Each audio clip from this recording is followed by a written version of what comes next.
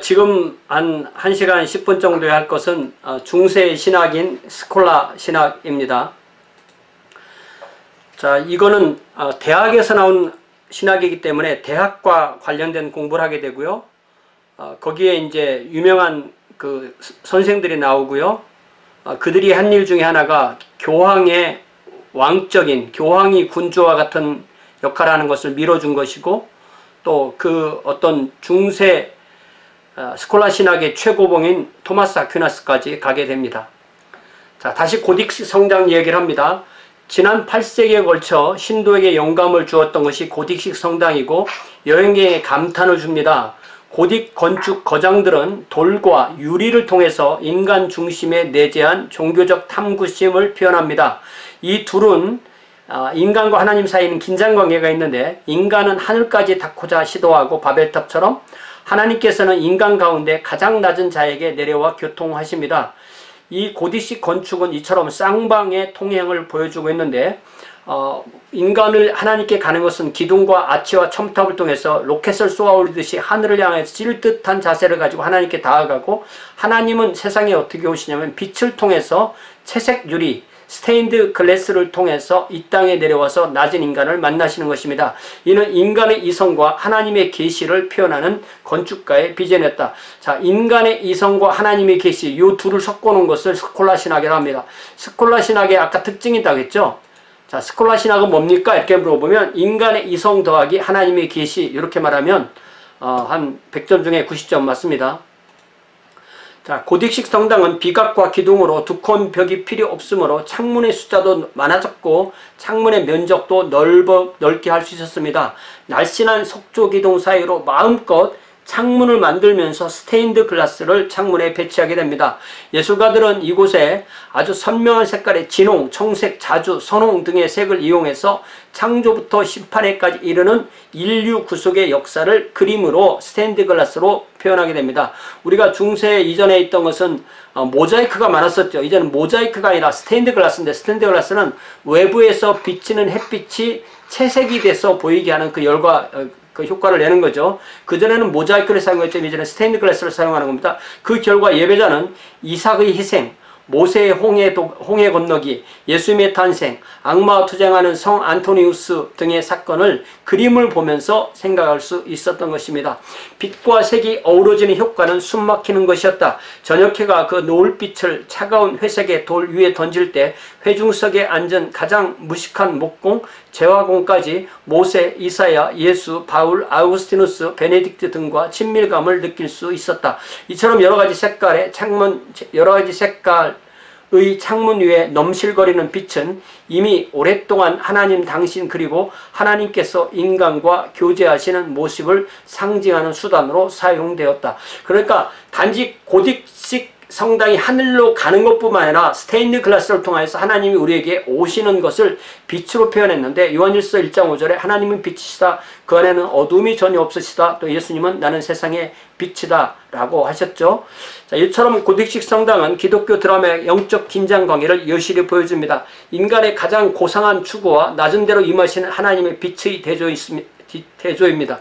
인간은 높은 곳을 향해 나아가고 하나님은 높은 곳에서 낮은 이곳으로 내려오십니다. 물론 높은 곳, 낮은 곳이라는 것은 상징적인 표현이죠. 하나님은 어떤 공간적 의미에서 높거나 낮은 곳에 낮지 않고 어느 곳에나 계시죠. 그러나 인간은 항상 그의 욕구를 어떤 높은 곳을 향한 추구의 모습으로, 그리고 하나님의 진리를 표현할 때 항상 위에서 내려오는 강림의 모습으로 표현해 왔습니다. 자, 스테인드 글라스를 찾아보면 무수히 많겠지만 이거 보세요. 이게 얼마나 이 대단한 스테인드 글라스입니까? 이게 스트라스부르크 대성당에서 가지고 온 건데요. 샤르트르 대성당이도 뭐 스트라스부르크, 이거 하나하나가 다 그림이잖아요. 요 작은 그 스테인드 글라스를 통해서, 이런 색깔을 통해서 이걸 표현할 수 있던 것이죠. 이게 이제 결국 고딕이고 위가 여기가 그 핵심이 되고, 이 그림이 자세히 보면 다 다르잖아요. 이게 나름대로 다 이야기를 이 안에 집어넣은 거라는 거죠. 자, 이제는 대학이 발행하는 이야기를 합니다. 대학은 결국은 성당 부속 학당에서 나온 것이다. 성당 부속 학당이 발전해서 중세 대학에 낳는 자연스러운 발전 과정을 거쳤다. 왜냐하면 대학의 가장 중요한 임무라는 것은 결국 하나님의 계시된 진리의 빛을, 다시 말하면 성경을 인간이 이해하도록 설명하는 것이었다. 십자군 원정이 하나님의 권위를 이슬람교 영역까지 확장하고자 하는 대중의 욕구를 반영하듯이 대학의 존재는 인간 세상에 닿은 하나님의 진리를 이해하고자 하는 애타는 갈구를 나타낸 것이다. 자, 우리가 공부하는 것과 마찬가지 목적인 것입니다. 우리가 지금 공부하는 이 공부가 중세에 생긴 그런 대학의 연장이 오늘날 우리까지 오고, 그렇게 해서 우리도 지금 그 전통 안에서 공부를 하는 것입니다. 어떻게 해서 사상의 세계가 하나님의 통치에 굴복했는가? 어떻게 해서 이성의 세계가 하나님의 성경이라는 계시의 종이 되었는가? 그것을 공부하는 것이 바로 이 시대였고, 이것이 바로 스콜라주의라고 말하는 것이고, 스콜라스티시즘이라는 것이 바로 보통 스콜라주의라고, 스콜라 신학이라고 번역되는 말입니다. 기독교 사상사에서 이 시대를 가리킬 때 주로 쓰는 사상적 표현을 스콜라주의라고 말하는데, 특이한 신학 방법이 출현했고 중세 특유의 신학이 나타나게 됩니다. 자, 이것을 하는 사람들을 스쿨맨이라고 불렀고요, 학자라고 불렀고, 그들이 바로 기독교 교리와 인간 이성의 조화, 아까 말했던 거죠. 기독교 교리와 인간 이성의 조화. 왜 그렇죠? 계시는 계시의 내용의 주체입니다. 인간 이성, 그것을 받아들이는, 이해하는 방식이에요. 만약에 성경이 뚝 떨어졌는데 우리 인간이 이해를 못하면 안 되니까 잘 이해하도록 설명하는 것이 바로 이 스콜라 신학의 가장 목표였고, 교회의 가르침을 질서 있는 체계로 정리하는 것을 목표로 삼았다는 것입니다.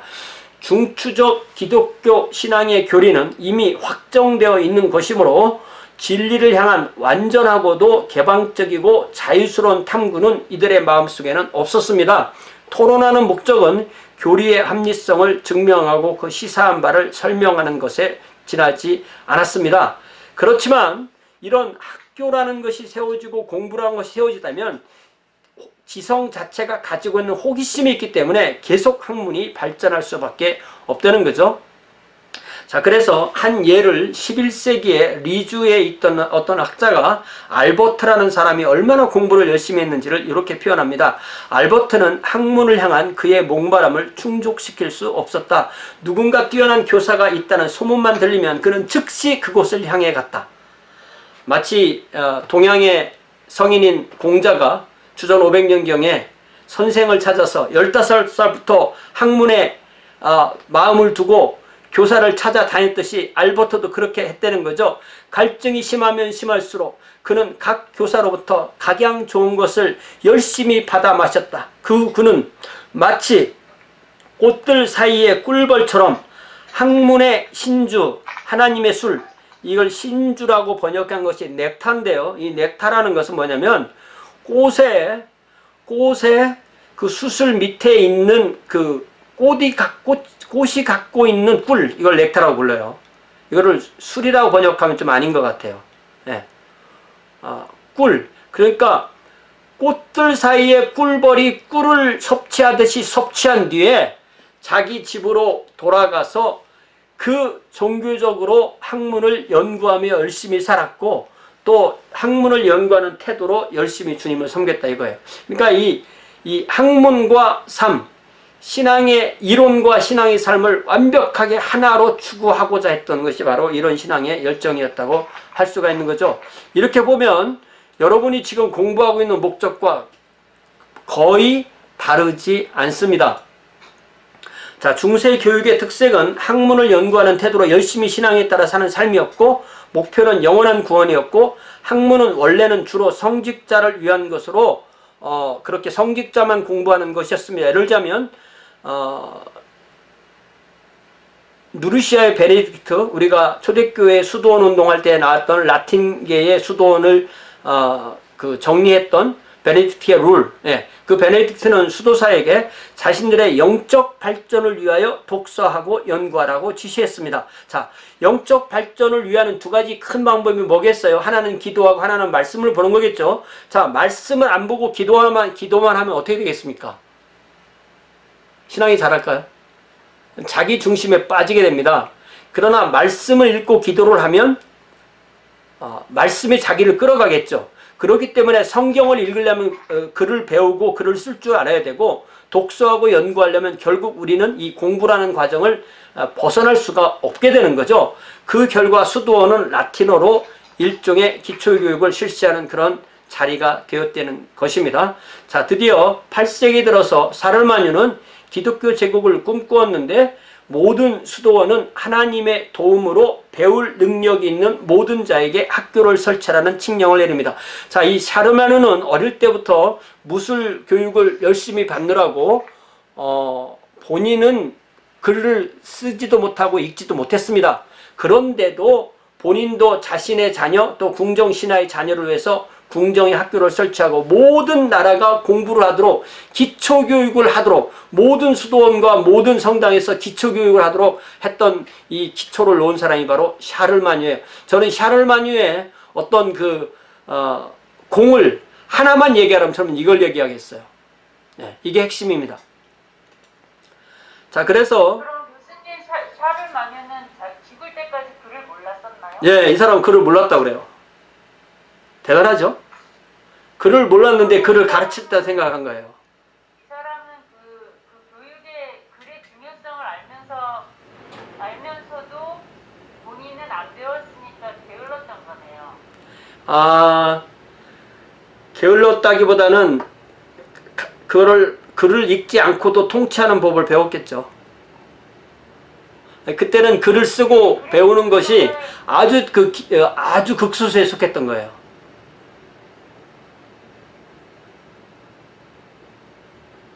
예, 말씀하세요. 아니요. 글의 필요성을 그럼 이 사람 자신은 샤를마뉴 자신은 못 느낀 거네요. 그렇죠? 그렇죠. 나는 이미 이걸 배우는 건 늦었다. 그렇지만 내 이후로는 다 배워야 된다고 생각한 거죠. 그래도 아까 우리가 말했던 대로 이 앞에서 뭐라고 말하냐면, 하나님의 도움으로 배울 능력 있는 모든 자, 모든 사람이 의무교육이 아니라 배울 능력 있는 사람, 공부할 수 있는 자질이 있는 사람만 공부하라고 한 거예요. 그러니까 지금 우리나라의 의무교육이라는 것은 구별을 하지 않잖아요. 교육의 권리입니까? 교육의 의무입니까? 교육의 의무잖아요.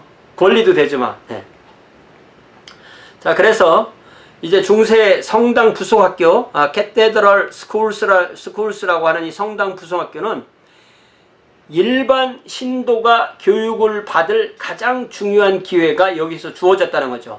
원래 주교의 교회인 이 성당, 이 주교 본당, 주교가 있는 성당을 캐세드리라고 하는데, 이것이 도시에 자리 잡고 있었고, 원래 그 교구 안에서 사제를 길러내기 위해서, 사제가 누가 사제가 되겠어요? 결국 보통 가정에서 태어난 사람이 이런 공부하는 것을 잘 보이면 그들을 불러다가 사제 훈련을 시켜서 그들이 이제 부제가 되고 사제가 되고 주교가 되는 거잖아요.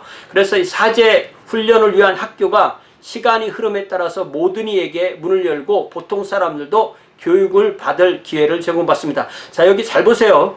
보통 그때 칠학이라는 게 있어서 이 칠학은 4+3이거든요. 첫 번째가 문법, 수사학, 논리학, 대수 요거고요. 그 다음이 기하, 음악, 천문학이 3입니다. 4+3인데, 자, 문법은 우리가 이 언어의 가장 기초죠.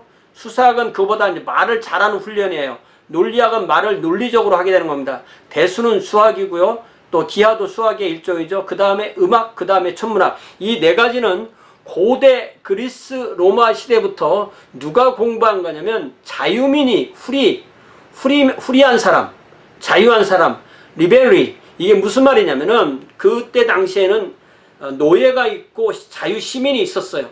자유시민은 먹고 사는데 하나도 도움이 안 되고 이 개인의 소양을 발전시키고 국가를 앞으로 끌어가기 위한 이런 공부만 한 거예요. 그럼 뭐 먹고 사는데 농사 짓고 기계 만들고 하는 모든 것은 이 노예가 하는 겁니다. 그러니까 자유민이 하는 것은 몸을 기르기 위해서 운동하고 또 어떤 천문을 읽고 지리를 읽고 음악을 하고 수학을 하고 또 논리를 키워서 정치를 하고 이런 것만 한 거예요. 그래서 우리가 리버럴 아트가 지금도 미국에 있는 대학들을 4년제 대학들을 리버럴 아트라고 부르는데 이 리버럴이 소위 우리가 말한 자유로운 그러니까 자유주의 신학을 가르치는 리버럴 그런 의미가 아닙니다. 이거는 먹고 사는데 하나도 도움이 안 되는 지금 우리가 하는 이런 공부 이거 한다고 해서 직장에서 돈을 더 받는 게 아니거든요. 이거는 우리 발전을 위한 공부예요. 예. 이것이 보통 전문적인 철학이라고 그래요. 자, 다시 얘기합니다. 그랜마. 수사학이라는 것은, 레토릭이라는 것은 뭐냐면 이게 말을 예쁘게 하는 거예요. 말을 듣기 좋게 하는 거예요.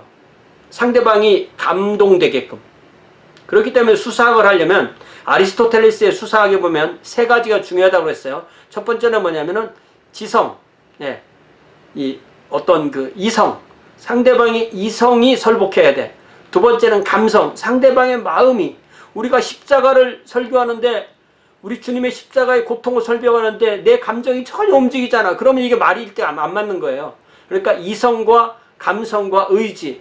의지는 뭐냐면 내가 그렇게 말하는 것처럼 사는 것. 애국하세요. 애국하세요. 라고 하는데 자식은 군대 안 보내고 본인은 세금 떼먹고 본인은 군대 속이고 안 가고, 이런 사람은 사람들이야 저 사람 애국자가 아닌가 보다 하고 그 사람의 표를 안 주겠죠. 그런 걸 레토릭이라고 합니다. 그러니까 레토릭은 그냥 말만 잘하는 게 아니라 이론도 있고 감정도 따라가고 삶도 따라가는 것을 레토릭이라고 했어요. 논리는 우리가 하는 모든 생활에 논리가 맞아야 돼. 말이 앞뒤가 맞는 걸 말하는 겁니다. A는 A다, A는 B가 아니다, 뭐 이런 것. 예. 그게 논리학이라고 그래요. A는 A다, A는 B가 아니다.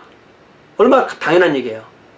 예. 그런 공부를 하는 겁니다. 이 대수, 알제브라, 또 매스메딕스, 알스메딕 이런 다 수학입니다. 기하도 수학이고요. 음악 그리고 천문학. 자, 이어서 결국 자유민에게만 허락된 공부에는 이것이 점점 더 보통 사람에게까지 기회가 주어지게 되었다는 얘기죠. 자, 이때 이제 중세 초기에 소수 학자에서 교과서가 만들어지는데 6세기에는 500년 되죠. 로마인 카시오도로스에 의해서 종교 및 세속 학문을 위한 편람 Handbook of the Sacred and Secular Learning 이런 책이 나왔고요. 또 동시대 보에티우스는 철학에 위한 Consolation of Philosophy, 야만족 왕 테오돌에게 대한 반역 혐의로 투옥되는 동안에 이 똑똑한 사람을 감옥에 집어넣으면요, 감옥에서 놀지 않습니다. 발전합니다. 그런 기회에 책을 쓰는 거죠. 인간의 불행과, 자기가 감옥에 가 있으니까 인간의 불행과 선하시고 전능하신 하나님의 관념에 대한 조화를 이루는 좋은 철학책을 써놓은 거죠. 자, 이 시대에 이런 교과서 저자들, 또 히포의 성 아우구스티누스, 또 첫 번째 교황인 그레고리오 1세, 또 초대교회 교부 같은 사람들을 뭐라고 불렀냐면 아우토레스라고 불렀는데, 이 말은 뭐냐면 그들은 권위자다. 그들에 대해서, 그들의 의견에 대해서 반대하지 말아라. 무조건 받아들여라. 이런 식으로 공부를 했다는 거예요. 그래서 그러면서 이제 계속 학문이 발전하니까 여러 위대한 교사들이 출연하게 되었고, 새로운 교사가 나오니까 새로운 시대가 열렸고, 그래서 대학이 성립됐고, 이들의 학문에 대한 정열과 존경은 여러 곳으로부터 학생과 제자를 끌어모았다는 것입니다. 자, 누가 교사예요? 학생이었던 사람이 교사 되는 겁니다. 저도 한때인가 여러분과 같은 학생이었던 사람이죠. 지금 교사가 됐죠. 자, 그러면 교사는 학생을 찾고 학생은 교사를 찾는 게 학교입니다. 학교는 여러 가지가 있지만 학교의 꽃은 뭐냐면 교사와 학생의 만남이에요. 그러니까 매번 하는 이 수업, 매번 하는 이 강의가 너무너무 소중한 거고, 그래서 제가 여러분에게 간절히 부탁하는 게 뭐예요? 제 강의를 집중해서 들어주세요. 이거를 여러분에게 부탁하는 것입니다. 자, 이때 최초의 교사가 게르버트라고 셸리는 얘기하고 있는데요. 10세기 후반 랭스의 성당학교 교장이었습니다. 농노로 태어나서 결국 교황까지 된 인물이고, 이 사람이 실베스테르 2세인데요. 그러나 오히려 그의 학자로서의 족적이 더 크다고 말합니다.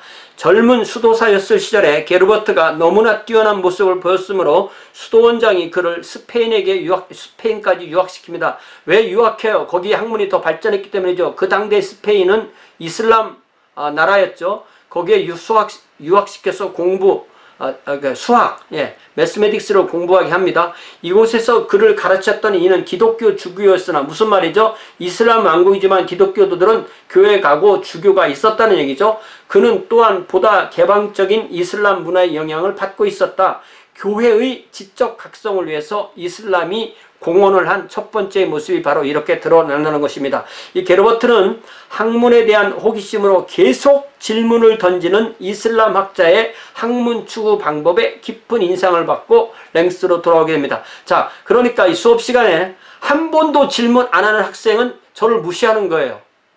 그래서 여러분은 언제고 저를 스탑시키고 질문을 하셔야 됩니다. 질문을 하지 않는 것은 생각하지 않는다는 거예요. 그러니까 끊임없이 질문하는 거. 질문이 있고 답이 나오고 질문이 있고 답이 나오고 이 과정을 통해서 학문이 발전한다는 것입니다.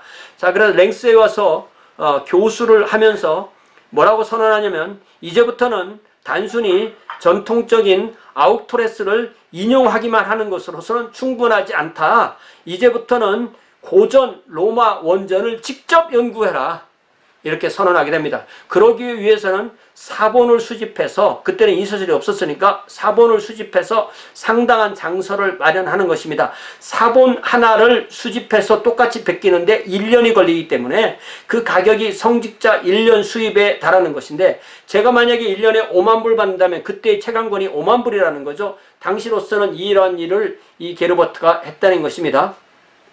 자, 그 다음에 나오는 유명한 물론 많은 이 스콜라 신학자가 있지만, 이 셸리는 이 아벨라르하고 토마스 아퀴나스만 설명해요. 중간에 많은 학자들이 있지만 설명하지 않습니다. 나중에 대학원에서 배우라는 거죠. 자, 이제 피터 아벨라르, 우리가 이 사람 이야기는 어디선가 한번 들어봤을 거예요. 1079년에 태어나서 1140년에 죽었죠. 프랑스 북서부에 있는 브리타니에서 소귀족의 장남으로 태어납니다. 아벨라르는 학문에 대한 애착 때문에 유산 상속권을 동생에게 넘겨주고 저명한 스승에게 배우기 위해서 프랑스 전역을 방랑합니다. 그는 잘 듣기만 할 뿐 아니라 경우에 따라서는 교사에게 공공연하게 도전하기를 마지 않았다. 자, 요거 있죠. 여러분은 이런 사람이 돼야 돼요. 저에게 들을 뿐만 아니라 제가 뭔가 잘못된 얘기를 할 때는, 교수님 그 말 틀렸잖아요. 로마 가톨릭 이단이잖아요. 이단인데 왜 자꾸 교회라고 합니까? 이렇게 도전해야 돼요. 그걸 통해서 우리가 발전한다는 것입니다. 자, 그래서 벌써 30세 나이에 노트르다무 성당 부속학교 철학과 신학 교수가 됩니다. 그리고 5년 후에 펠베르라는 사람이 보호하고 있던 조카 19살짜리 숙녀 엘로이스의 개인교사를 따로 맡게 됩니다. 그런데 이게 34살과 19살 이렇게 둘이 남녀가 1대1로 만나다 보니까 책은 펼쳐져 있었지만 철학 공부보다는 사랑에 관한 질문과 대답이 줄기차게 오갔으며 학문에 관한 말을 하는 게 아니라 둘이 입 맞추고 있는 시간이 더 많았다라고 나중에 이 아벨라르가 고백을 합니다. 그래서 결국은 그렇게 하다 보니까 임신이 됐고, 그래서 아벨라르는 나는 그러면 이 사제의 길을 포기하고 결혼해서 살겠소. 그래서 펠베르에게 결혼을 부탁하고 승낙을 받았습니다. 그런데 엘로이스가 아벨라르의 명예와 성공을 위해서 결혼을 안 하게 하고 나는 수녀가 되겠다고 선언합니다. 그러자 펠베르가 아벨라르를 납치해서 거세를 했습니다. 실제로 잘랐습니다. 그게 유명한 사건이에요. 이게요. 34살에 거세가 된 거예요, 이 사람이. 그런데 이 엘로이스가 이 사람을 계속 잊어주고 자기는 수녀로 살면서 이 사람은 계속적인 학문에 발전합니다.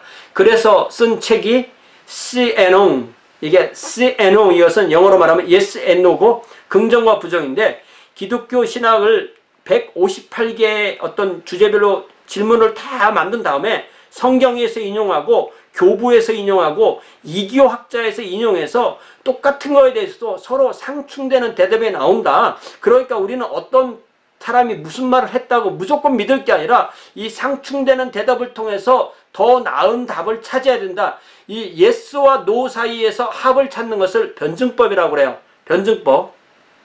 그래서 우리는 이렇게 성경에도 상충되는 성경 구절이 많잖아요. 그럼 이걸 우리가 어떻게 설명할까? 이렇게 하면서 학문이 발전하게 되는 것입니다. 그래서 그는 말하기를 지혜에 이르는 첫 번째 열쇠는 열심히 숙고하고 그 다음에 질문을 던지는 것이다. 왜냐하면 의심을 통해서 탐구에 이르고 탐구를 통해서 진리에 도달하기 때문이다. 여기 세 가지 단어가 나오죠. 의심, 탐구, 진리. 뭐라고요? 의심, 탐구, 진리. 자, 그러니까 의심하면 질문하고, 질문해서 탐구하고, 탐구해서 또 질문하고, 질문해서 또 진리에 도착하고, 계속 이 과정을 거치는 것이 학문이라는 것입니다.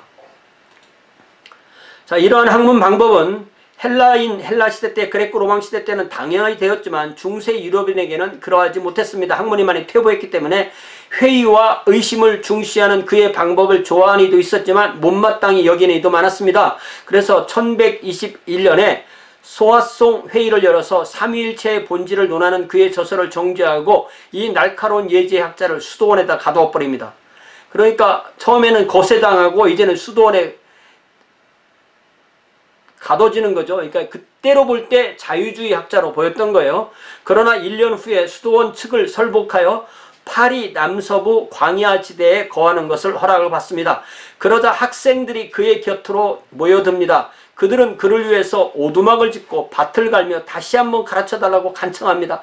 이성의 진료를 충실하게 따른다고 생각했던 그는 교회 내에 보수적 인사와 충돌할 수밖에 없었습니다. 그러니까 항상 이 교회 안에는 이렇게 보수적인 사람과 진보적인 사람이 항상 같이 있게 되어 있는데 이 사람은 그 당대에 진보적인 사람을 대표했던 사람이라고 할 수가 있습니다. 진보를 대표했던 사람이 베르나르였는데 클레르보 수도원 원장이었죠. 교회에 가장 영향력 있던 인물이었고 2차 십자가 논쟁을 위해 설교했던 정도의 열정으로 그가 이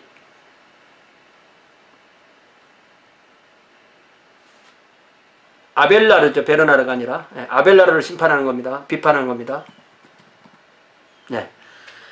피로 아벨라르니까 아벨라르를 비판합니다. 그러면서 뭐라고 비판하냐면 경건한 이의 신앙이라는 것은 믿고 의지하는 것이지 의심하고 논쟁하는 것이 아니다. 자, 여러분 이 시점에서 누구 말이 맞는 것 같아요? 자, 우리가 스콜라 신학을 정의할 때 하나님의 계시를 인간의 이성이 이해하고자 하는 것이 스콜라 신학으로 했죠. 자, 하나님의 계시는 믿는 겁니까? 이해하는 겁니까? 그러면 믿으면 이해가 됩니까?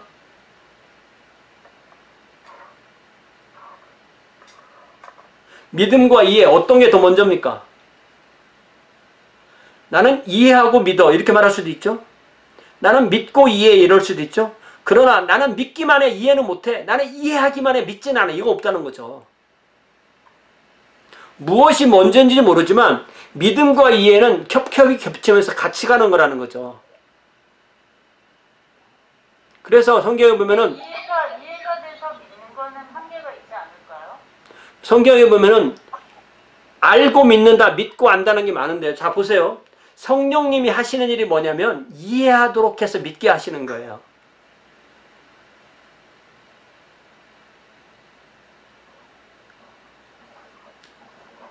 자, 요한복음 16장에서 내가 가고 성령이 오시면 너희가 죄에 대해서 의에 대해서 심판에 대해서 책망을 받을 것이다. 세상이 책망받지만 그 세상은 바로 우리죠. 우리가 예수 믿기 전에 세상이었죠. 자, 의에 대해서 의라는 것은 그냥 착한 일하고 사는 게 의인 줄 알았는데 그게 아니고 예수를 안 믿는 것이 의구나. 참, 죄라는 게 뭐냐 했더니 나쁜 짓 하는 건 줄 알았는데 나쁜 짓 하는 게 죄가 아니고 하나님 보내신 독생자를 믿지 않는 게 죄구나라는 것을 깨닫게 하시는 분이 성령이란 말이에요.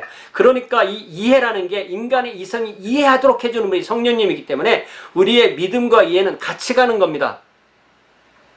나는 이해는 안 해. 무조건 믿기만 할 거야. 라고 하죠. 그러나 그 사람도 이해를 하게 돼 있습니다. 아니, 의지적으로 이해를 안 하려고 그러는 것이 아니고 그냥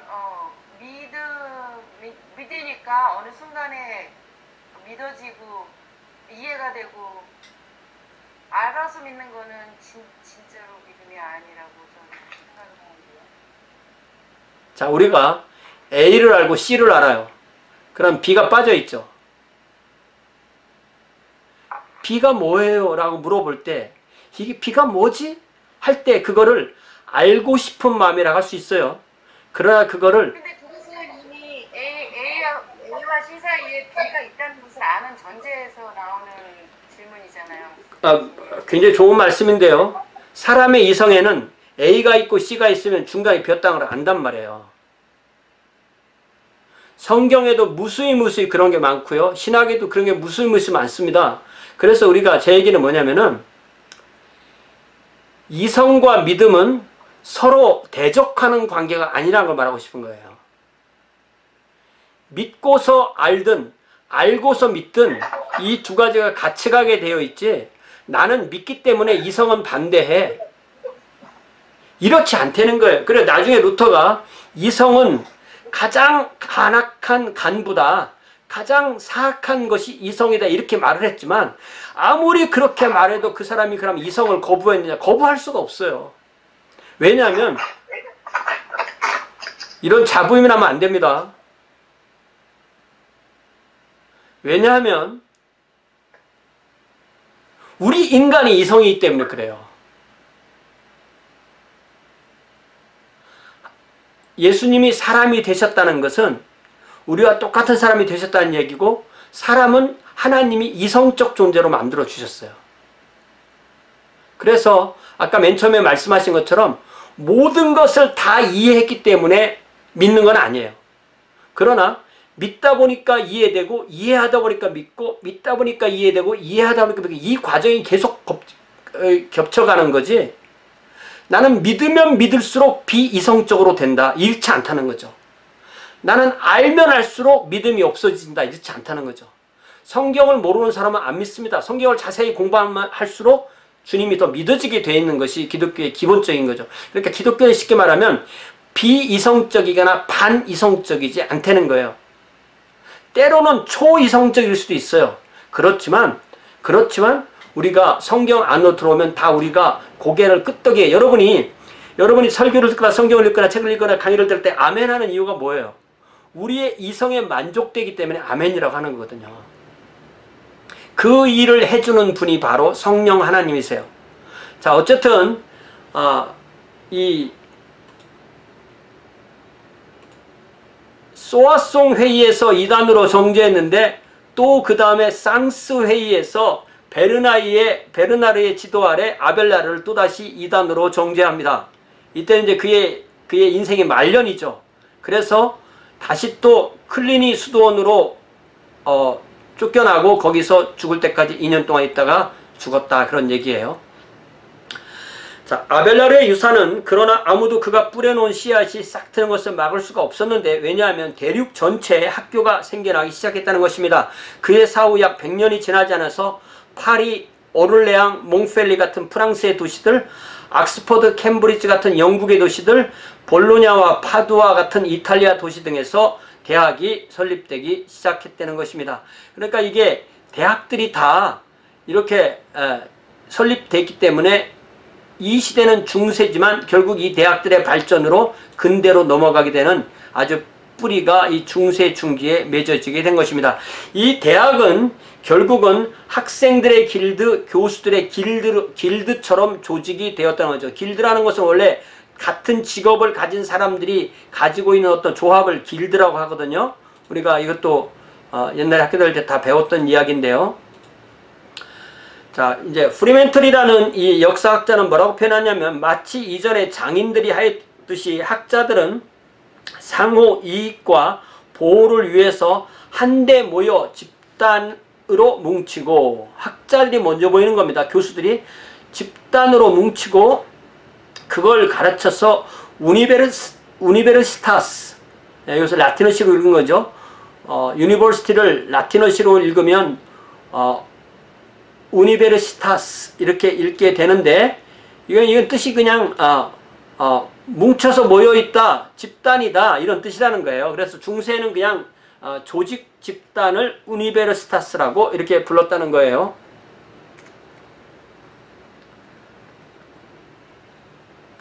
그러니까 결국은 교수들의 길드 모임이 유니버시티라는 것의 최초 모습이라는 거예요.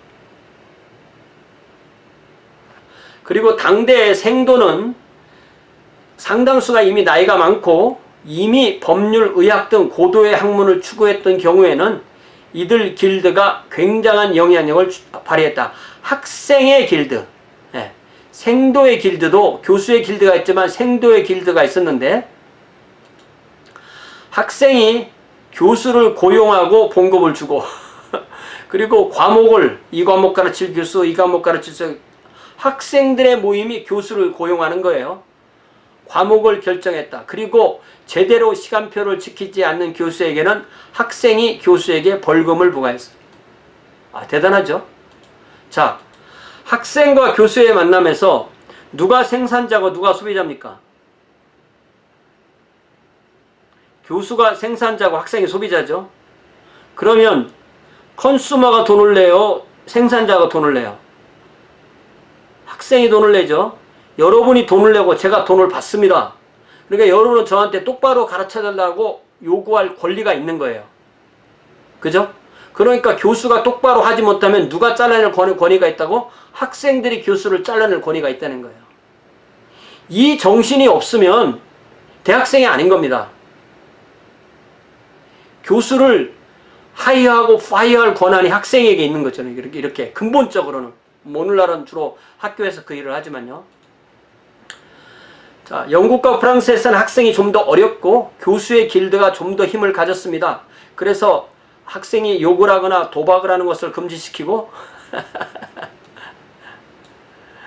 또 귀가시간, 이게 공동생활하니까 귀가시간 어릴 때 벌금도 부과하고 식사요법도 가르쳤다고 합니다. 당신과 함께 식사하는 일을 고려하여 날카롭게 간 강철로 이빨을 청소하지 말 것. 그때 이 칫솔이 마땅치 않아서 보통 치실 그냥 그런 게 있었나 봐요. 어쨌든 그때의 대학은 우리가 상상하는 담쟁이 넝쿨로 쌓인 석조 건물이나 넓은 잔디 운동장이 있는 것이 아니었고 그저 그냥 어떤 건물이었냐면 강의 장소는 옥스퍼드나 캠브리지는 그때 옥스퍼드 캠브리지는 나무 아래 모여서 공부했고 처음 학교는 이랬다는 거죠.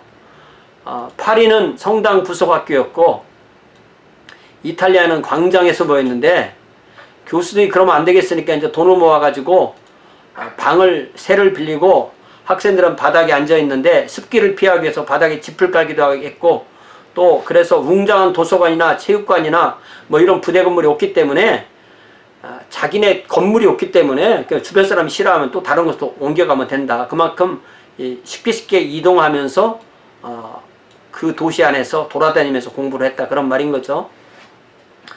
자, 강의 방법은 바로 논쟁이었다는 논쟁. 결국 아벨레르의 방식이 있는 거죠. 그러니까 교사는 뭐냐면 저처럼 이렇게 몇 시간 동안 떠드는 사람이 아니라 질문을 던지고 여러분이 답하는 것을 기다리는 사람이 교사예요. 저는 교사가 아닌 거니까. 저는 그냥 학원 선생 같은 사람인 거지. 진짜 교사는 뭐라고요? 질문을 던지는 사람이야. 여러분은 뭐냐면 이 책을 다 공부해 와서 여러분의 의견을 말할 수 있어야 돼. 그래서 저는 여러분들을 한 초등학생 정도로 생각하고 가르치는 거지. 이거 뭔가 우리가 이 중세의 대학을 생각하면 너무나 다른 거죠. 우리의 학문이 중세 학문을 보다 더 잘한다는 보장이 없습니다. 자, 그래서 아벨레르의 질의응답 방식을 쫓아서 2사람 이상의 교사가 가르치기도 하고요. 또는 교사가 1명이 아니라 2명, 3명이 막 서 있는 거예요. 그리고 학생들이 함께 모여 토론하고 이러한 맥락 속에서 소위 스콜라스티시즘이라는 스콜라 신학이 발전하게 됩니다.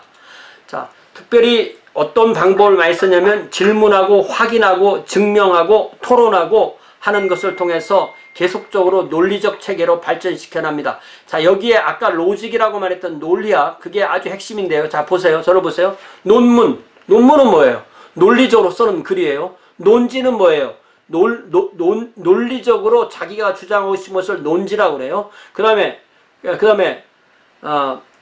논제는 뭐예요? 자기가 논리적으로 증명하고 싶은 글의 제목이 논제죠. 그 다음에 논리는 뭐예요? 논문을 써나가는 이론적 바탕을 근거를 논리라고 하죠. 그러니까 논자가 들어가면 다 그거는 이치적으로 글을 써야 된다는 얘기예요. 우리가 수필을 배울 때 수필을 경수필, 중수필 그렇게 두 개가 있다고 했고, 경수필의 정의는 뭐냐면 북가는 대로 쓰는 거야. 마음대로 쓰는 겁니다. 여러분이 꿈을 꾼 걸 썼다고 생각해 보세요.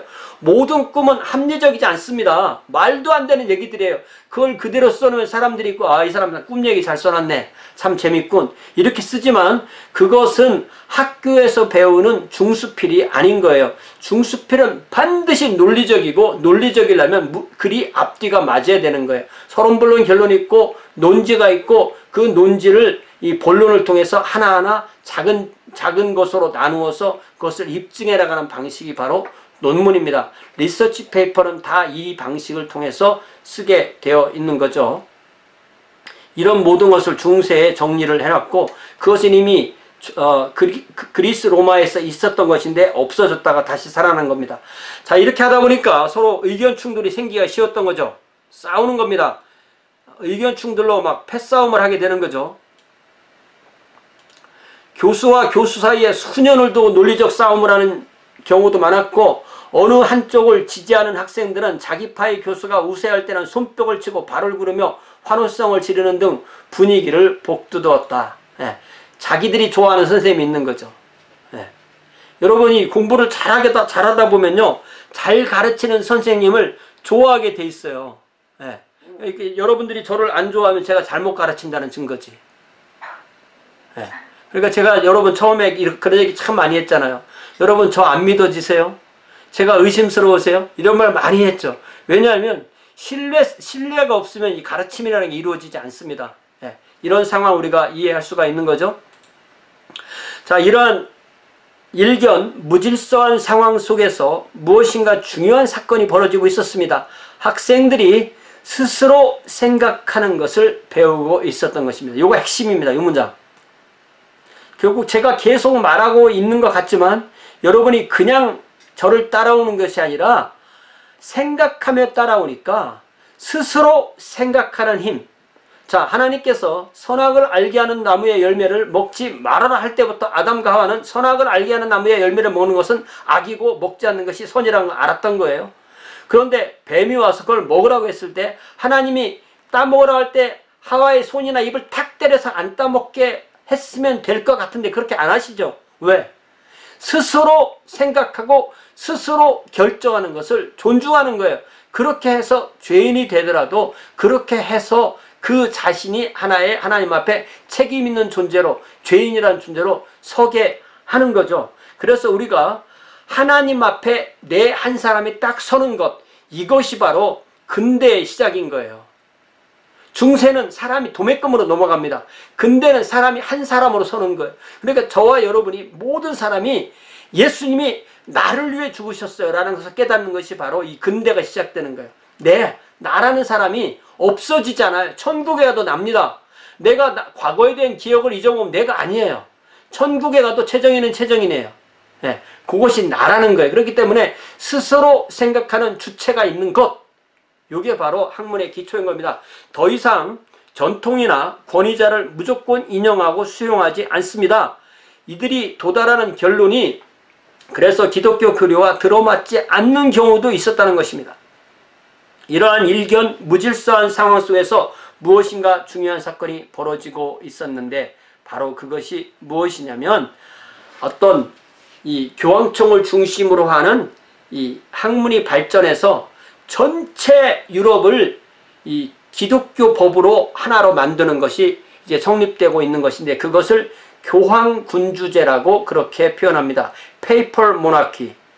이러한 학문의 발전을 교황청이 예의주시하면서 교황청이 이러한 학문의 발전을 예의주시하면서 어떤 논쟁이 수세대를 끌고 가더라도 그걸 잘 보고 있다가 논쟁의 결과가 교황의 절대적인 권위를 옹호하는 데 도움이 되는 새로운 철학적 체계의 모습이 되도록 교황청은 그것을 끌어가는 거예요. 그래서 이 스콜라 신학의 발전은 결국은 교황을 높이 세우는 역할을 했다는 거죠. 그래서 그러한 학문을 통해서 교황은 주로 두 가지를 했는데 하나는 교회법을 재정비해서 세우고 이 교회법을 캐논 로라고 합니다. 캐논 로. 그리고 기독교 신학을 체계적으로 정리하는 것을 시도합니다. 이것이 결국은 스콜라스티시즘의 두 목표라는 것이죠. 자, 이런 것을 처음으로 했던 대학이 12세기 말엽에 볼로냐, 이탈리아의 볼로냐 대학이고 교황청을 각각했죠. 로마 제국의 국가법과 교회법 연구의 중심지로 볼로냐 대학이 부상하게 됩니다. 자, 법은 크게 세속법과 교회법이 있는데 이 시빌로는 세속 정부를 유지하게 되는 거고요. 그러니까 얼마나 이때만 해도 이렇게 일단 뭐 간단하게 세속법, 교회법 이렇게 얘기를 하는 거죠. 자, 교회법은 뭐냐? 교회법은 교회의 유지와 통솔을 위한 법이고 교회 내의 일체 사제, 모든 신자의 권리, 의무, 권위 등을 정의합니다. 그러니까 그때는 모든 신자가 다 모든 사람이 다 교회의 신자니까 모든 것을 자세하게 말로 써놔야 되는 거예요. 성부법이니까. 네. 교회 내의 모든 것을 정의를 내리는 거, 데피니션을 내리는 겁니다. 뭐는 뭐다라고.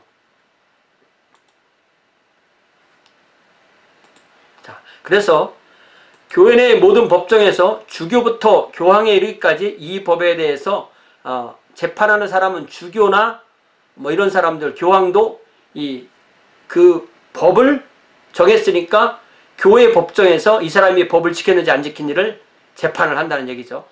법이 있으면 반드시 법정이 있고 재판이 있게 되니까. 자, 그래서 이 그라티안이라는 사람은 1140년경 볼로냐의 성 펠릭스 수도사였는데 이 사람이 쓴 책이 Harmony of Discordant Canons. 이게 뭐냐면은 부조화한 교회법의 조화라는 책으로 이전의 모든 교회법을 한데 모아서 조정해 보려는 노력을 했다는 것입니다. 그러니까 이게 이미 교회법이 서로 모순된다는 얘기죠. 자, 그래서 각 주제와 제목에 따라 권위 있는 문헌을 이용해서 정리했고 그의 책이 곧 교회 안의 모든 교사와 재판관의 유일한 요람처럼 위치를 차지하게 됐다는 것입니다. 아주 엄청난 일을 해놓은 거죠. 자, 그 다음에 나온 책은 교회 법전이라는 책인데 앞에 있던 그라티안의 책을 근거로 나온 책이고 그 결과 로마 가톨릭 교회는 이미 14세기에는 신자의 생활을 통솔하고 감독할 수 있는 권위 있는 법령집을 만들었고 이 법령집이 얼마나 좋았는지 그동안 몇백 년 동안 고치지 않다가 1918년에 가서야 이것을 고쳤다 이런 얘기입니다. 자, 이게 무슨 얘기냐면 교회법이 모든 삶에 대해서 법으로 정한다는 거예요. 전쟁, 또 뭐 과부, 금식, 축일. 예를 들자면 여기에 그 법에 1년에 최소한 한 번은 신부에게 고해해라. 그런 거. 이것이 이제 교회법이라는 거죠. 또 성찬식에 참여해라. 그 다음에 무엇을 못하면 파문이 된다. 자, 예를 들자면 세례에 관한 걸 정리하다 보면 그럼 인간이 태어났을 때 세례를 주니까 탄생이라는 게 뭐냐는 걸 또 법으로 정해야 돼요. 탄생을 정의하려면 어떻게 해서 사람이 태어나냐는 걸 또 정해야 돼요. 임신에 관한 걸 정의한다는 거죠. 그러려면 임신을 하려면 남자와 여자가 있어야 되겠죠. 남자가 여자가 있으려면 그럼 무엇이 연애인가, 무엇이 첫사랑인가, 요걸 또 정의를 해야 돼요. 또 요거를 하다 보니까 그러면 무엇은 그러면 간음이냐, 무엇이 간통이냐. 저는 간음과 간통이 똑같은 건 줄 알았더니 이게 다릅니까? 이게 어쨌든 단어가 다르니까. 네. 또 그러면 어떨 때 결혼생활이 깨지네, 이런 모든 걸 다 정한다는 거예요. 오늘날은 이게 세속법에 있는 거잖아요. 그런데 이것이 교회법에 있었다는 그런 이야기입니다. 이해가 되시죠? 그래서 교회법의 대상은 성직자뿐 아니라 성속 귀천을 막론하고 모든 인간에게 적용되었다는 것. 그러니까 결국 교회법으로 모든 인간을 통제할 수 있고 파문할 수 있다는 거죠. 다루는 주제는 구원에 필요한 경로뿐만 아니라 남자와 여자의 가장 내밀한 기관. 이게 뭐예요? 이게 무슨 말입니까? 이렇게 써놨지만 이게 뭐예요? 성기관에 대해서도 그것이 왜 있고 그것은 어떤 뜻인지를 설명했다는 거예요. 법에. 네, 남녀가 중요하니까. 그러나 이러한 통제욕, 쉽게 말하면 우리나라식으로 말하면 한 집안의 부부의 이불속까지 통제하려고 한 거잖아요. 이러한 통제욕, 인생의 모든 측면을 한치도 남기지 않고 간섭하려는 모습은 예, 법률의 미명 아래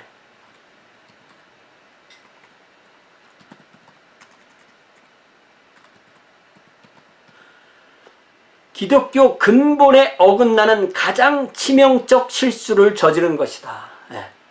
인간의 모든 측면을 한치도 남기지 않고 간섭하려는 모습은 법률의 미명 아래 기독교의 근본에 어긋나는 가장 치명적 실수를 저지른 것이다. 자, 보세요.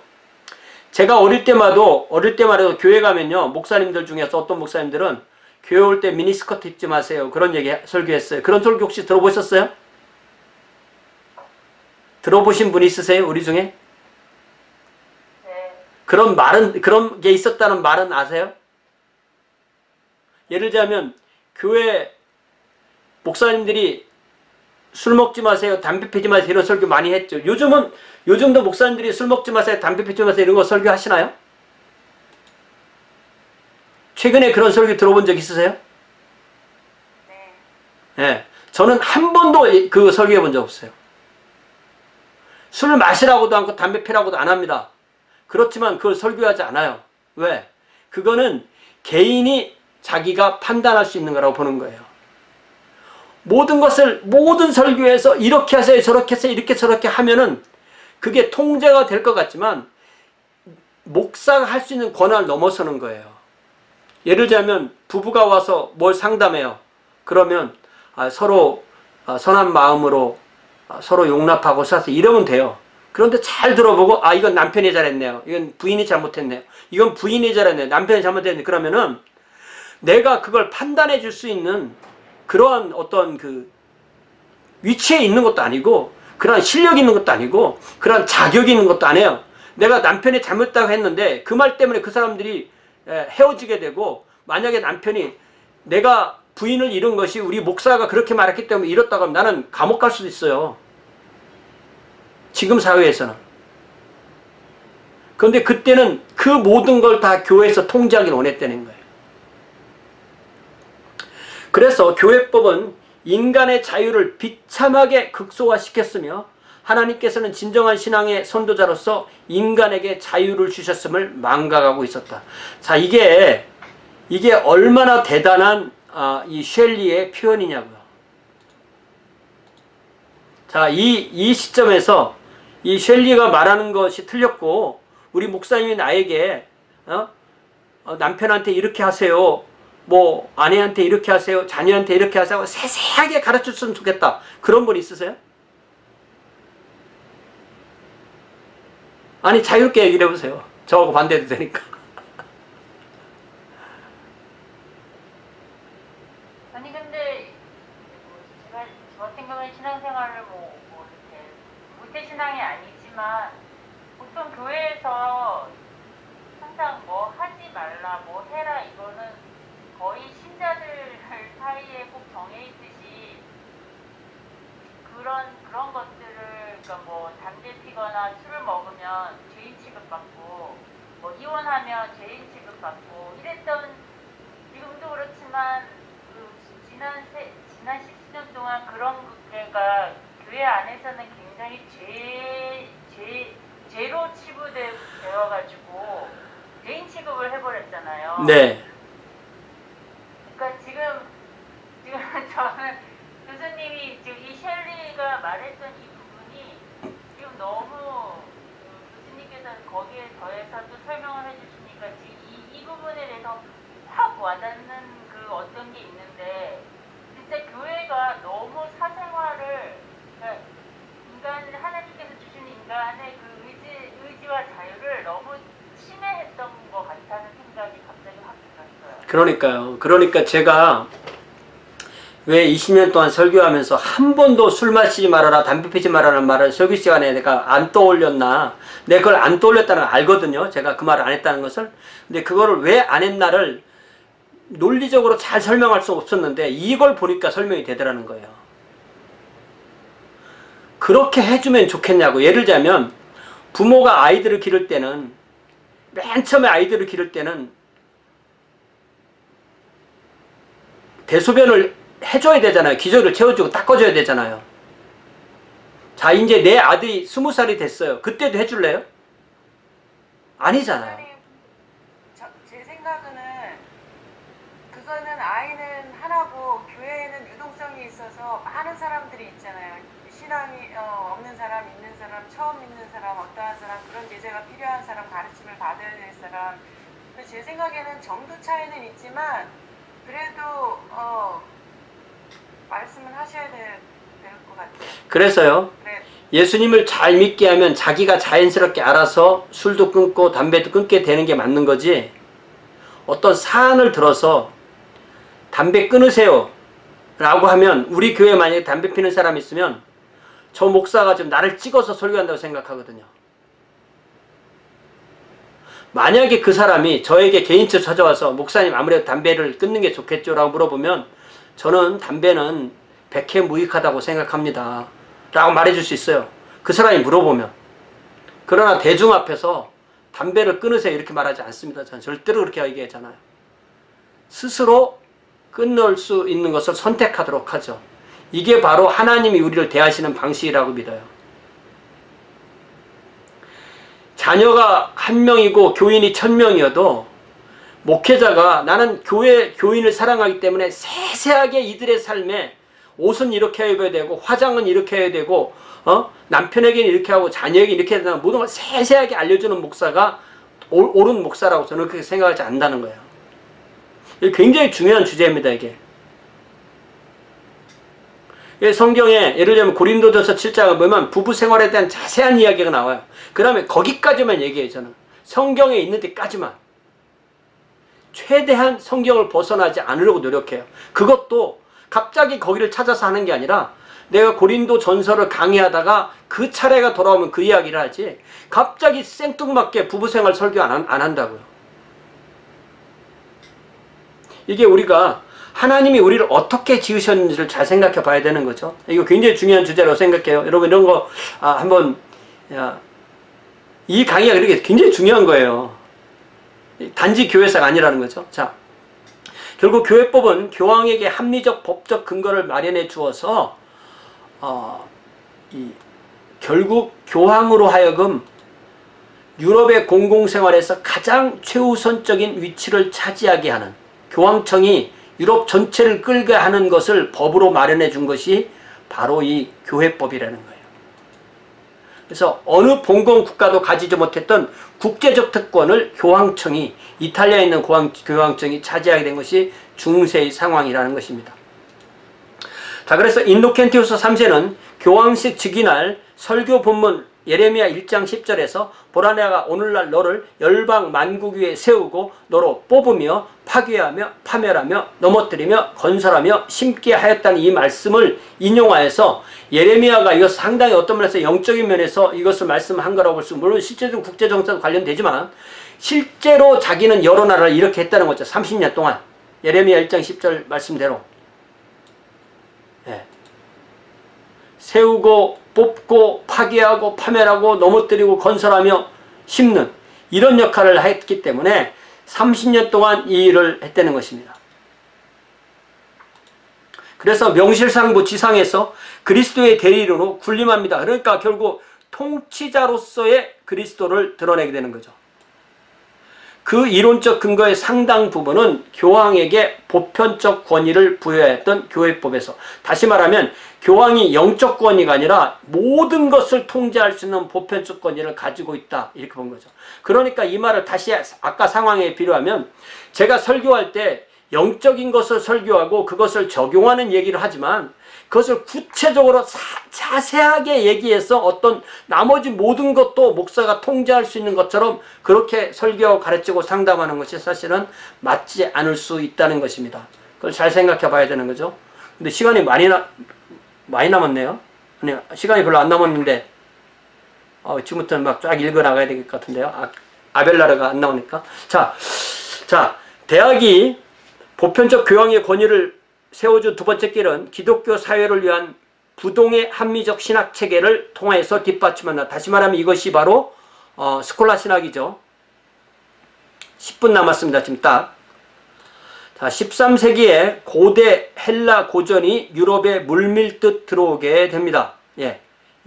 이러면서 누가 들어오게 되냐면 아리스토텔레스가 들어오게 되는 거죠. 그 결과 신앙이 흔들리고 이단이 부추겨집니다. 아리스토텔레스는 식자들이 그의 주요 저술을 읽으면서 우주의 본질에 관한 그의 이론에 의해서 성경 계시를 의문하게 되는, 의심을 두게 되는 역할을 아리스토텔레스를 통해서 배웁니다.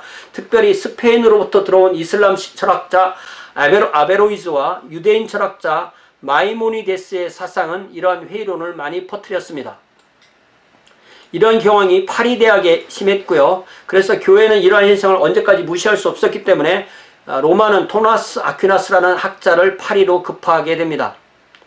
토마스 아퀴나스는 원래 이탈리아 귀족 출신이었고요. 명석한 지성과 부드러운 심성을 갖춘, 지성은 명석한데 심성은 부드러웠는데 먹기를 너무 좋아해서 나중에는 몸이 너무 커져서 힘들었죠. 아벨레오와 마찬가지로 인간의 본성 가운데 이성을 가장 높이 평가합니다. 학문에도 뛰어났지만 교회에도 충성심을 가진 도미니크 수도사였죠. 수도사입니다. 도미니크 수도사. 그래서 이 사람이 지은 책을 신학대전이라고 부르는데요. 숨마 테올로기카, 신학적 지식의 요약이라는 뜻이고요. 이 사람이 했던 작업은 아베로이즈, 마이모니데스, 아리스토텔레스 등의 주장을 무조건 부인한 대신에 그들의 저술을 점검하고 요점을 정리하고 일부는 반박하고 일부는 조화시킨 기독교화. 그러니까 세상 지식을 기독교화 조화시키는 것이 바로 신학대전이었습니다. 그래서 그는 온 우주를 염두에 두고 이 책을 썼고, 교리는 거룩한 교리인 신학에서는 만물을 하나님의 관점에서 취급합니다. 그리고 신학의 일부는 신학의 내용은, 신학이라는 것은 일부는 하나님 당신을 말하는 것이고 또 일부는 하나님에 의한 다른 존재다. 다시 말하면 신학의 내용은 창조주와 피조물이다라는 걸 이렇게 말하는 거예요. 세상에 존재하는 모든 존재는 두 가지예요. 하나는 뭐냐면 존재하는 분, 또 하나는 존재하는 분이 존재하게 만든 존재. 그러니까 모든 존재는 창조주 아닌 피조물이에요. 그죠? 그래서 성경이 말하는 존재는 딱 둘이에요. 하나는 삼위일체 하나님, 그리고 나머지 피조물. 근데 피조물은 둘로 또 나눠요. 인격 존재와 비인격적 존재. 인격적 존재는 천사와 사탄과 인간, 그리고 나머지 동물, 이렇게 쭉 나가는 거죠. 자, 그래서 그 이성과 계시, 철학과 신학을 명백히 구분했으나 양자 사이에 모순은 없다고 말했습니다. 예. 똑같이 다 하나님에게서 온 거기 때문에 양자 사이에 모순은 없다. 예. 이 이성과 계시, 철학과 신학에 모순은 없다라고 보는 것이 중세 신학의 가장 큰 특징입니다. 양자 모두 지식의 원천이고 양자 모두 동일하신 하나님께 왔습니다. 진리를 찾는 방식은 이성은 눈에 보이는 피조 세계의 근거에서 찾는 것이고, 이것은 신앙의 현관, 신앙이라는 현관까지 데려다 준다는 것입니다. 이성은 결국 신앙의 현관이다. 이성으로서 신앙의 앞에까지 가게 되면 아까 우리가 얘기했던 거 비슷한 거죠. 그 다음에는 하나님이 알려주신 대로 알게 된다. 하나님이 우리에게 당신을 보여준 것이 계시다. 그리하여 그 명백성이나 그 다루는 내용에 있어서 계시는 항상 이성보다 우월하다라고 아리스토텔레스는 얘기했습니다. 이성이 하나님의 존재를 증명하는 예는 모든 결과는 원인이 있으며 이러한 원인은 다시 더 먼저의 원인을 가지고 있다는 아리스토텔레스의 원칙을 받아들여 최초의 원인까지 추구해 갑니다. 그래서 피조세계를 통하여 최초의 동인이신 창조주를 증명하는 방법을 바로 아리스토텔레스에서 가져오게 됩니다. 자, 계시는 하나님에 관한 보다 풍성하고 완전한 지식이고, 예를 들어 삼위일체 같은 계시는 오직 계시를 통해서만 주어진다는 것이 바로 이 아퀴나스의 주장이죠. 이 아퀴나스를 영어로는 아콰이나스 그래요. 타머스 아콰이나스. 그리고 또 재밌는 것은 이 토마스 아퀴나스는 아퀴나스라고 보통 안 부르고 보통 토마스라고 부릅니다. 그래서 그의 신학을 말할 때 토미즘 이렇게 불러요. 그리고 그런 것을 좀 상식적으로 알고 있으면 좋겠습니다. 아까 우리가 얘기한 거랑 비슷한 얘기들이에요. 자, 이게 몇 번까지 있나? 어차피 다 못 끝내겠네. 자, 아퀴나스가 볼 때 인간은 죄인이고 하나님으로부터 특별한 은혜가 필요한 상태입니다. 예수 그리스도는 그분의 희생을 통해서 인간과 하나님 사이에 화해를 이루시고 인간은 예수 그리스도의 사역의 혜택을 입어서 의롭다 하심을 얻습니다.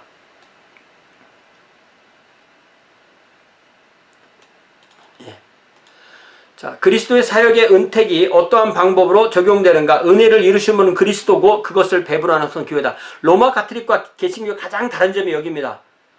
로마 가톨릭은 그리스도와 인간 사이에 교회를 집어넣고 개신교는 그 사이에 아무것도 놓지 않고 그 은혜를 받은 사람들이 교회를 모이는 거죠. 자, 그래서 협력의 은혜라는 걸 만들어서 신자에게 주입되는 이 은혜는 이를 통하여서 사랑을 포함한 각종 기독교적 덕성이 영혼 속에서 자극받습니다.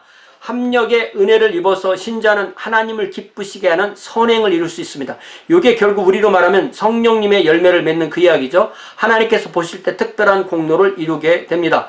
구원하신 은혜는 오직 교회만 있고 하나님께서 지정하신 은혜의 통로인 성례전을 통해서만 인간에게 하나님의 은혜가 온다는 것입니다. 그러니까 로마 가톨릭에서 받는 이 성례전이 없다면 구원은 있을 수가 없는 거죠. 오직 교회, 오직 성례전입니다.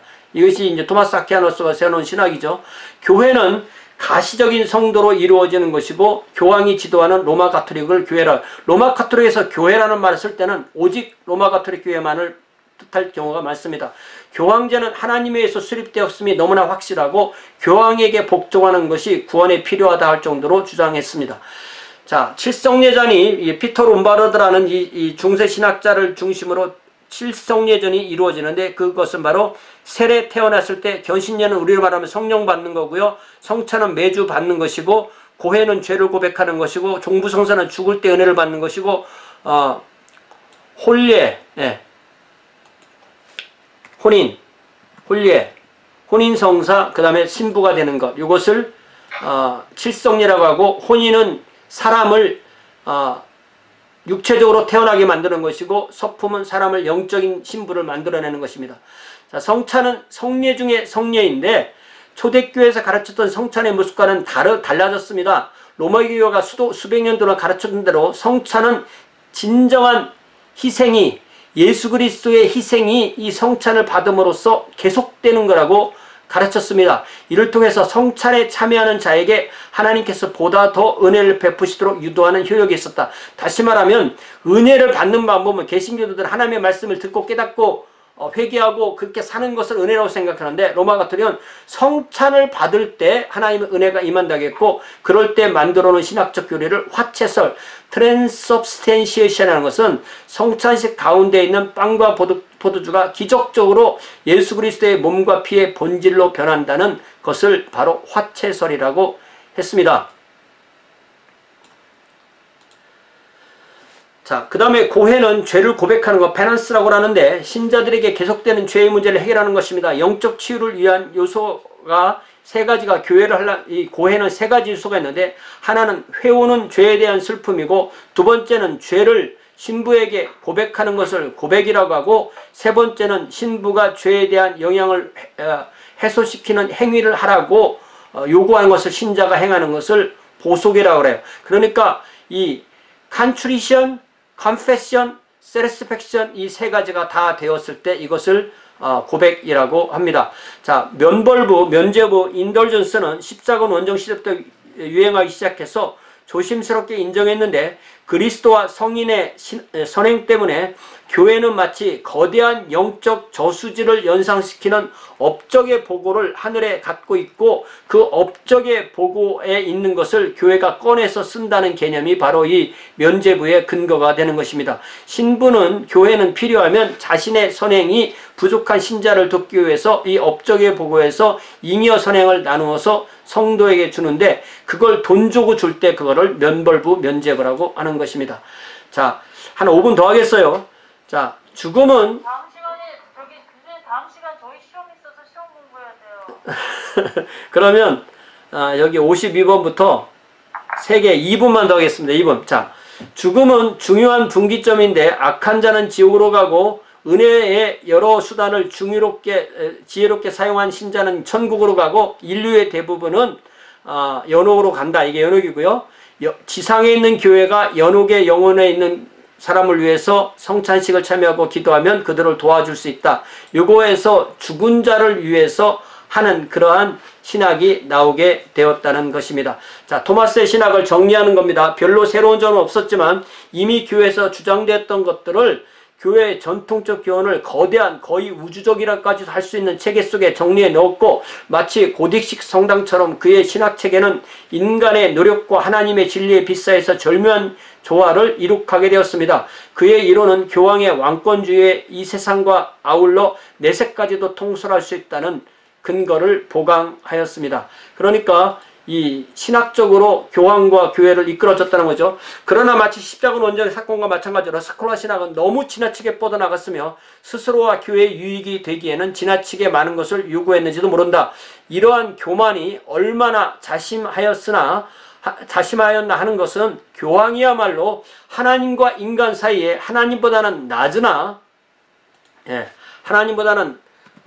인간보다는 높다는 그의 주장에서 볼 수 있습니다. 이거는 그리스도의 위치잖아요. 이거를 교황이 꿰찬 겁니다.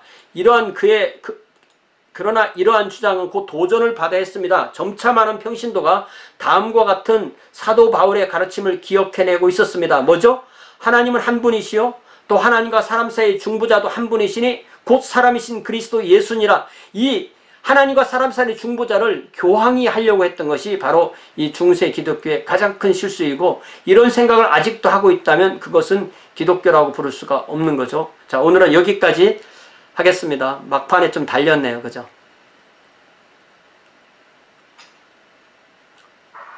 고맙습니다. 감사합니다. 감사합니다. 예, 여기까지 하겠습니다. 고맙습니다. 감사합니다.